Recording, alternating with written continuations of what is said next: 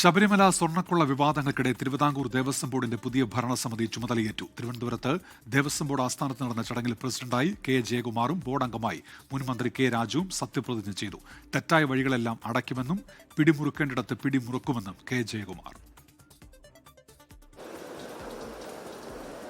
Sabarimala സ്വർണ്ണക്കൊള്ളയിൽ Thiruvithamkoor Devaswom board പ്രതിക്കൂട്ടിൽ നിൽക്കുന്നതിനിടെയാണ് മുൻ chief secretary K ജയകുമാറിന്റെ നേതൃത്വത്തിലുള്ള ഭരണസമിതി ചുമതലയേറ്റത്. CPI പ്രതിനിധിയായ മുൻ മന്ത്രി കെ രാജു ബോർഡ് അംഗമായും സത്യപ്രതിജ്ഞ ചെയ്തു.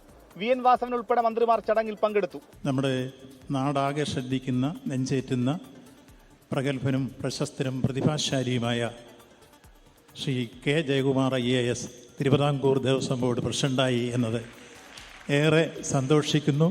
ശബരിമലയിൽ സങ്കടത്തിന് കാരണമായ സാഹചര്യം മാറ്റുമെന്ന് പുതിയ പ്രസിഡന്റ് കെ ജയകുമാർ. ഭരണസമിതിയിൽ നിന്ന് വിശ്വാസി സമൂഹം പ്രതീക്ഷിക്കുന്ന ചില കാര്യങ്ങളുണ്ട്. ബോർഡിനെ കുറിച്ചുള്ള അവരുടെ സങ്കല്പങ്ങളിൽ ഭംഗം വന്നിട്ടുണ്ട് എങ്കിൽ അത് തിരിച്ചു സ്ഥാപിക്കുകയും അങ്ങനെ ഭംഗപ്പെടാൻ കാരണമായിട്ടുള്ള സാഹചര്യങ്ങൾ എന്തായാലും അവ ഇനി തിരുവിതാംകൂർ ദേവസ്വം ബോർഡിൽ ആവർത്തിക്കുന്നില്ല എന്ന് ഉറപ്പുവരുത്തുകയും ചെയ്യുകയാണ് ഈ പുതിയ ഭരണസമിതിയുടെ നിയോഗം. പൂർണ്ണ സംതൃപ്തിയോടെയാണ് പടിയിറങ്ങുന്നതെന്ന് പ്രസിഡന്റ് സ്ഥാനമൊഴിഞ്ഞ PS പ്രശാന്ത് 24-നോട് പറഞ്ഞു.